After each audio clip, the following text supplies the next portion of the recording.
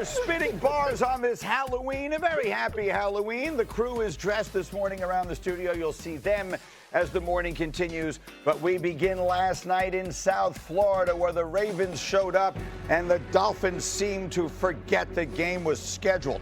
Early first quarter, Dolphins are up 3-0. Miami's got the ball deep in their own.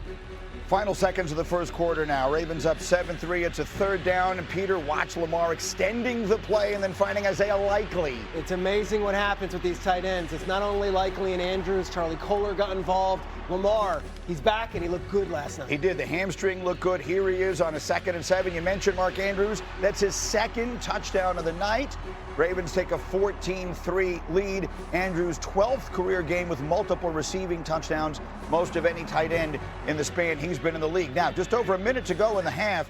4th and 2 in the red zone, and Harry, they throw it to no one in particular. Yeah, I understand it's Halloween. Trick or treat. Yeah, definitely trick everybody with that play design. Let's get our running back matched up, one of the best defensive players in the entire NFL. Disaster. Black licorice. Third quarter now. Hey, Bart, that hammy looks okay, doesn't it? Yeah, he ain't stretching out. He kept it at like an idle 3. But, we know it's getting better as the game goes on. It didn't need any more. Who'd you mention before? Charlie Kohler? Yes. Boom! What was this when he was a Jet? Third passing touchdown of the night for Lamar. It's 21-6. Next Ravens possession. How about we make it 4? How about Zay Flowers for 39 yards to put them in the scoring zone? Jackson, 18 of 23, 204 yards, 4 touchdowns, super efficient. Did I say 4 touchdowns? Yes, I did, because here's Rashad Bateman going to catch the 4th. So the Ravens win it big, 28-6. They're back in business. John Harbaugh loves it. On the other side, not so much. Wow. Fans letting him know how they feel. And Mike McDaniel did not actually stay to see the end.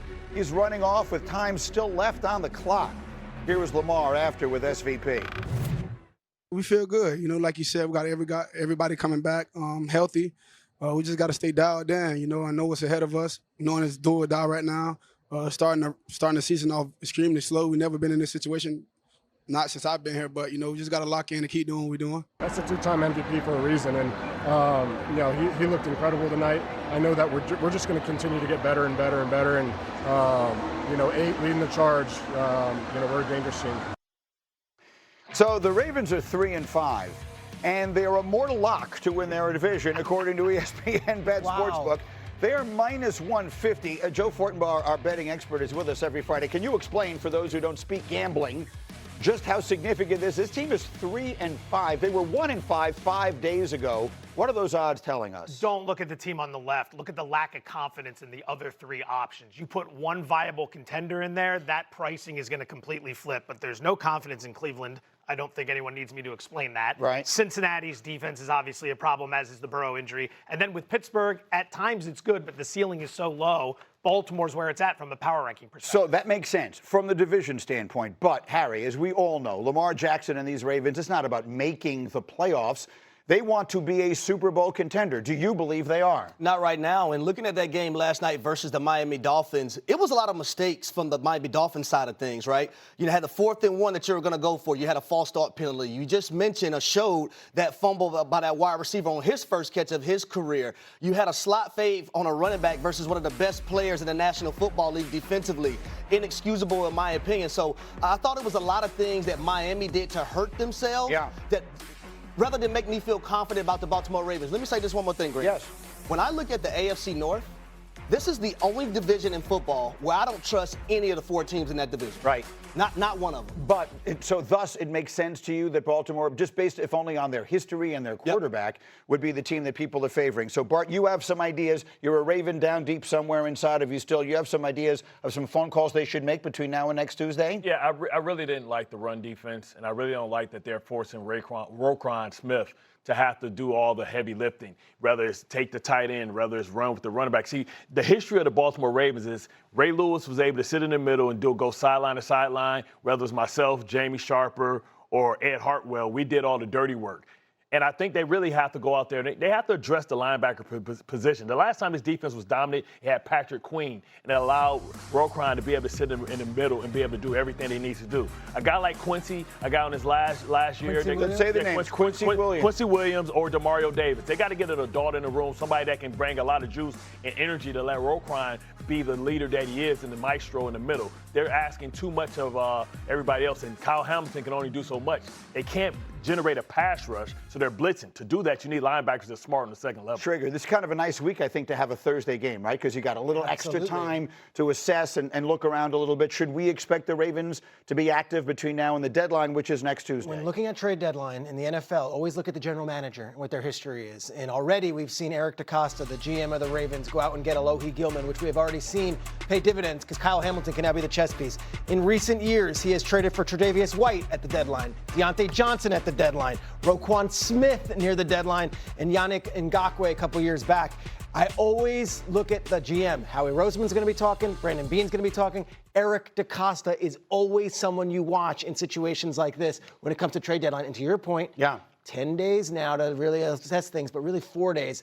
The other side of it, Miami could be in fire sale mode right now. Bradley Chubb is a highly priced player that could be moved. You're looking at Jalen Phillips, who is a first-round pick, who people like. He might be on the move. And, of course, they've got Matthew Judon on that roster, who has been a piece that a lot of people have used in recent years. He could be on the move. So those three pass rushers, look for them to be possible trade pieces over the next few days. Okay, I like all of that to keep an eye on. And I want to get to the Miami side of it a little later in the program today, and we will. But let me come back to you here quickly if I can. If there was a good bet that comes out of last night, because I assume the Ravens at minus 150 to win the division is not a real exciting one. No. What is exciting? No, we talked about it last week. You had to get ahead of that. The divisional odds, the win total, all of that's been adjusted since. If you're looking for something to play into today, might I interest you in Lamar Jackson as the MVP at 50-1.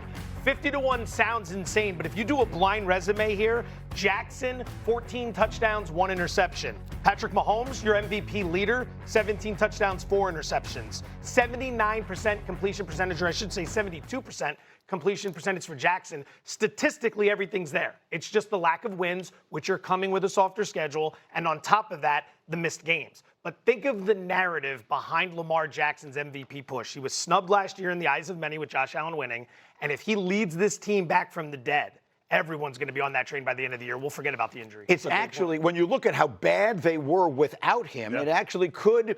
I find this stuff fascinating. I'm one who thinks the MVP discussion is important because while we sometimes downplay its significance and relevancy in the moment, when we start judging players in retrospect, when we start talking about what did they accomplish in their career, how many MVPs they won is a huge factor in this. So, Bart, the idea that a guy misses a couple of games, maybe that is the definition of value. Usually I feel like in football, he missed 3 games, he's out of the MVP conversation. Maybe the reverse should be true. Yeah, because you can see it coming, right? Because you see what they look like without him. It was almost hard to watch. I never saw people boo the team in Baltimore ever. Being able to buy time in the pocket, or being able to run the ball, or being able to have, I believe, one of the most complex run games in all of football. That takes a lot of football acumen. Let me also, for the viewers, explain. The MVP award is not done and voted on by AI. It is done by humans, and it is done by several people that you see on TV and read their stuff every day. You can look it up. It's all public. Yeah. Narrative matters. Whether you like it or not, narrative matters. And sometimes we control some of that. If Lamar takes his team back from the ashes and they go on this wild run, you better believe there's going to be momentum. And the word valuable, to Joe's point, most valuable player. Well, they stunk without him, and they're a team that's contending for the Super Bowl with them. Is a very good narrative if that's the case. Greeny, I'll give you an example from last night's game. That 3rd and 4, that 35-yard completion to Isaiah Likely. Yeah. I don't know how Lamar Jackson didn't get sacked on that play. Yeah. Like Jalen Phillips missed the sack. Any other quarterback, in my opinion, probably outside of 2 more in the National Football League, gets sacked in that situation. Explosive players created. They go down on that drive, and Mark Andrews scores a touchdown. All right, so Week 9 has begun, but most of the action is still in front of us. So let's do a special Freaky Friday forecast for holiday weekend. Oh, look how spooky.